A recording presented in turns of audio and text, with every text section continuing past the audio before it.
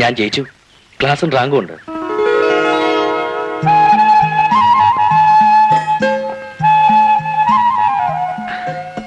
ഗോവിന്ദൻകുട്ടിയുടെ അധ്വാനവും എന്റെ പ്രാർത്ഥനയും ഫലിച്ചു.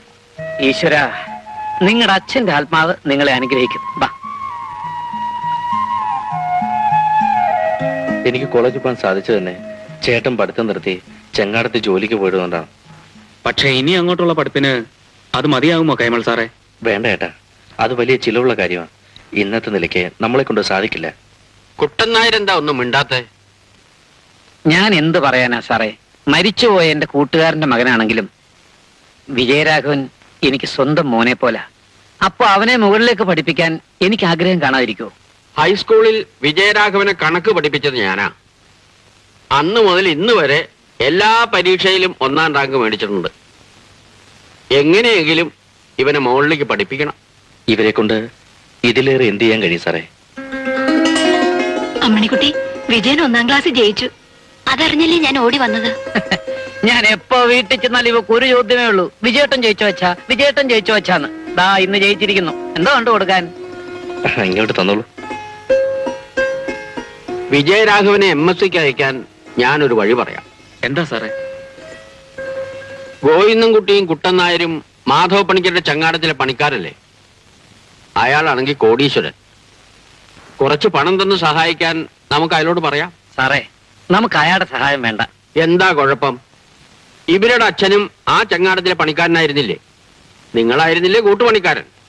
അച്ഛൻ മരിച്ചപ്പോ മകൻ അതേ ചങ്ങാടത്തിൽ പണിക്ക് കയറി. പോരെങ്കിൽ ഞാൻ അവിടുത്തെ നെല്ലുകുത്തുകാരിയുമാ. അപ്പോ ഏത് വിധത്തിൽ നോക്കിയാലും സഹായം ചോദിക്കാനുള്ള അവകാശം നമുക്കുണ്ട്. എന്നാലും അത് വേണ്ടെന്നാ എന്റെ അഭിപ്രായം. കടമായിട്ട് ചോദിച്ചാൽ മതി. അവനൊരു ജോലി കിട്ടിക്കഴിയുമ്പോ പലിശ സഹിതം നമുക്ക് തിരിച്ചു കൊടുക്കാം. അങ്ങനെയാണെങ്കിൽ കുഴപ്പമില്ല സാറേ. വന്നാട്ടെ, നമുക്ക് എല്ലാവർക്കും കൂടെ പോയി പണിക്കരെ കാണാം. ഞാനില്ല, നിങ്ങൾ പോന്നേ പോ.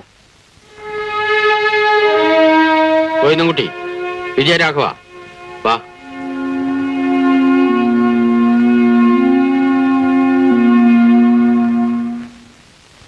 അതിരിക്കട്ടെ, ഇവനെ ഇനിയും പഠിപ്പിക്കണമെന്ന് കൈമള സാറിന് എന്താ അത്ര വാശി? വാശിയൊന്നുമല്ല, ഒരാഗ്രഹം.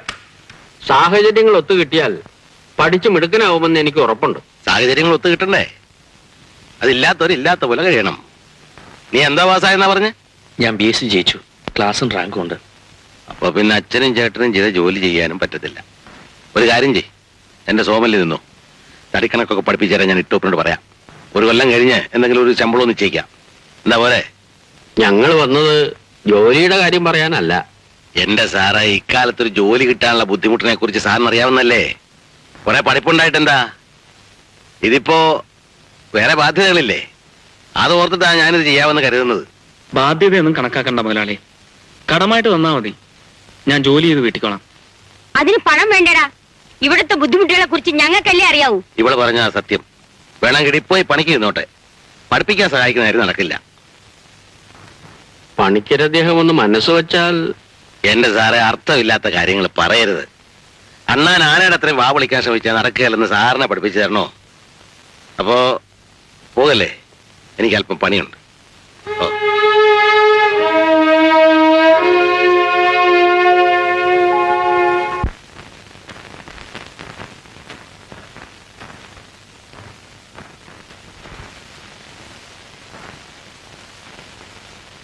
എന്താ അന്വേഷിക്കേ?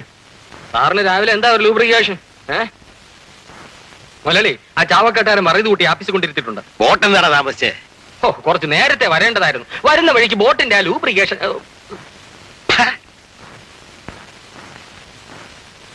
അമ്മേ, മറ്റൊന്നും നോക്കണ്ട. ഒന്നുമില്ലേലും ഇവിടെ ഒന്ന് നമുക്ക് നെല്ലൂത്തി തരുന്ന ഒരു സ്ത്രീയുടെ മകനല്ലേ. അതുകൊണ്ട് അവന് നെല്ലൂത്രമെന്ന് പറഞ്ഞില്ലല്ലോ. മില്ലിച്ചെന്ന് തടിക്കണക്ക് പഠിക്കാനല്ലേ പറഞ്ഞത്. സത്യത്തിൽ വിജയരാഘവനെ ഒന്ന് സഹായിക്കാനുള്ള കഴിവ് നമുക്കില്ലേ അമ്മേ? നീ എന്തിനാ ഇതൊക്കെ അന്വേഷിക്കുന്നത്? കഴിവുണ്ടെങ്കിലേ അത് കണ്ട അലവലാദികൾക്ക് വേണ്ടി കളഞ്ഞു കുളിക്കാനുള്ള വകയല്ല. പണം ഉണ്ടാക്കിയവർക്ക് അതിന്റെ ബുദ്ധിമുട്ട് അറിയാവൂ. എന്താ ഇവള് പറയുന്നത്? അവൾക്കിപ്പൊ നാണിയമ്മയുടെ മോനെ പഠിപ്പിക്കണം. ഇവക്കോ? ഓ, എന്തിനാ? നമുക്ക് നെല്ലൂത്തി തരുന്ന സ്ത്രീയുടെ മകനല്ലേ എന്നാണ് അവളുടെ ചോദ്യം. നെല്ല് കുത്തി തരുന്നേനെ കൂലി കൊടുക്കുന്നുണ്ട്. ഓരോരുത്തരെ നിർത്തേണ്ടിടത്ത് നിർത്തിയില്ലെങ്കിലേ തലേ കയറിയിരുന്ന് ഇറങ്ങും. വണ്ടി വലിക്കുന്നവന്റെ മകൻ വണ്ടി വലിക്കണം, ചെങ്ങാട ഊന്നുകാരന്റെ മകൻ ചെങ്ങാട ഊന്നണം. കലക്ടറും ബേഷ്കാരും ഒന്നും നോക്കണ്ട, നീ എന്റെ കാര്യം നോക്ക്. മീനാക്ഷിയെ, നമ്മുടെ ചാവക്കാട്ടുകാരൻ വറീതൂട്ടി വന്നിട്ടുണ്ട്. ഞാൻ ബ്രീഫ് കേസിങ് എടുത്തേ.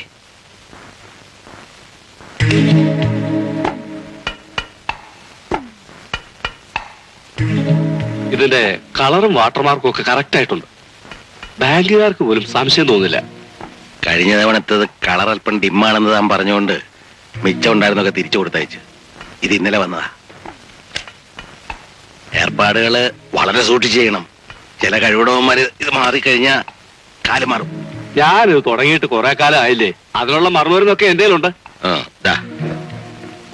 വരട്ടെ. ശരി.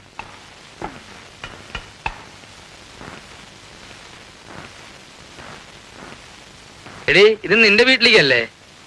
പിന്നെ മുതലാളിയുടെ വീട്ടിൽ ഇറക്കപ്പൊടി എന്തിനാ? നിറച്ചോ കുത്തി നിറച്ചോ. എന്തിനാ സ്ഥലം ഇനി അറക്കപ്പൊടി? പുട്ടുണ്ടാക്കി തിന്നാൻ. ഇതുണ്ടോ? പിന്നെ തേങ്ങയും പഞ്ചസാരയിട്ട് തിന്നാൻ നല്ല രസമല്ലേ? എടാ, ഇത് തീയരിക്കാനുള്ളതാന്ന്. അങ്ങനെ പറ. ഇത് നീ ഒറ്റയ്ക്ക് പോകുന്നോണ്ട് പോവോ?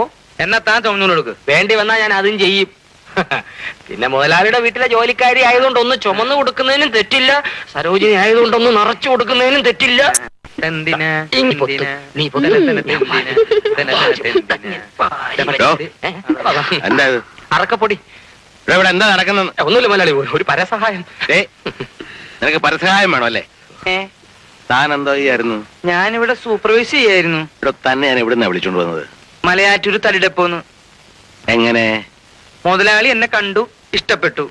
ഇട്ടൂപ്പേ, നീ എന്റെ പിന്നാലെ വരുന്നു എന്ന് എന്നോട് ചോദിച്ചു. ഞാൻ എല്ലാം ഉപേക്ഷിച്ച് അങ്ങയുടെ പിന്നാലെ പോന്നു. എന്തിന്? ഈ തടിടപ്പോ സൂപ്പർവൈസ് ചെയ്യാൻ. എടോ, ഇത് ഇവിടുത്തെ വേസ്റ്റാ, അത് അവള് വാരിക്കോളും. ഇതിനേക്കാൾ വലിയ കാര്യങ്ങൾ എനിക്കവിടെ ചെയ്യാനുണ്ട്, മനസ്സിലായോ? അപ്പോ വാരി നടത്തോട്ട് പോടി.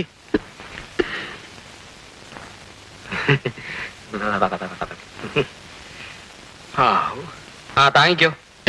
പിടി. എന്റെ തല വേണ്ട.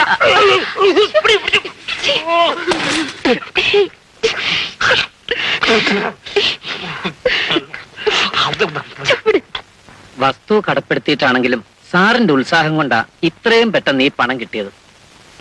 വിജയരാഘവന്റെ കാര്യത്തിനല്ലേ?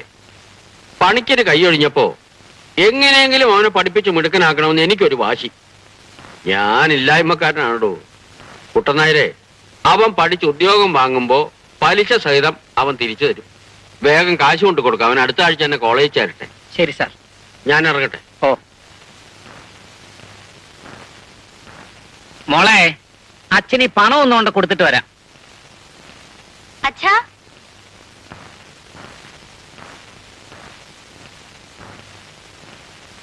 അച്ഛാ, ഇതെന്താ മോളെ?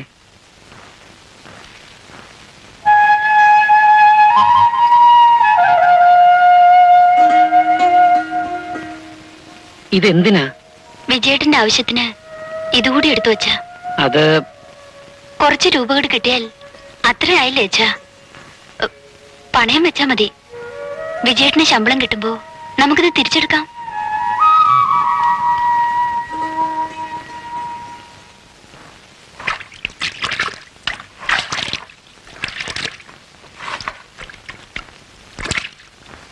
നീ എന്തായി ചെയ്യുന്നത്? വെള്ളം കോരി കളയുന്നു. മനസ്സിലായില്ല. ചേട്ടന് ചെയ്യുന്ന പണി എനിക്കും ചെയ്തൂടെ? കയറടാ വെള്ളത്തിന്ന്. അച്ഛൻ ചെയ്തിരുന്ന ജോലി ഇന്ന് ചേട്ടൻ ചെയ്യുന്നു, അതെനിക്കും ആയിക്കൂടെ? ഈ പണി ചെയ്യാൻ ഇത്രയും പഠിപ്പ് വേണം? ഞാൻ ഈ പാടൊക്കെ പെട്ട് നിന്നെ പഠിപ്പിച്ചത് ചങ്ങാടപ്പണി ചെയ്യാനല്ല. കയറടാ കരയിൽ. എടാ കയറാൻ. ചേട്ടൻ, ഞാൻ പറയുന്നൊന്ന് കേക്ക്. നീ ഒന്നും പറയണ്ട. കരയ്ക്ക് കയറുന്നുണ്ടോ? ചേട്ടനും അനിയനും കൂടെ എന്റെ വെള്ളക്കടിക്കാൻ പോവാന്നോ? കുട്ടനാരിയേട്ടാ, അവൻ ചങ്ങാടപ്പണി ചെയ്യാൻ വന്നിരിക്കുന്നു. ആരിവനോ? ഓ, അതിന് BSc വരെ പഠിക്കണോ? പഠിച്ചത് കൊണ്ട് ദോഷമൊന്നുമില്ല. ഏതായാലും ഇപ്പോഴത് വേണ്ട. പിന്നെ ഞാൻ എന്ത് വേണമെന്നാ പറയുന്നത്? പഠിച്ചത് ഒരു കുറവായോ? ചെയ്യേണ്ടത് എന്താണെന്ന് ഞാൻ പറയാം. പോയി MSc കയറണം. ഇതാ, എന്താ ഇത്? കുറച്ച് പണമാ. നമ്മുടെ കൈമൾ സാർ സഹായിച്ചില്ലായിരുന്നെങ്കിൽ ഇത്ര പെട്ടെന്ന് ഇത് കിട്ടില്ലായിരുന്നു. കൈമൾ സാറിന്റെ രൂപയാണോ ഇത്?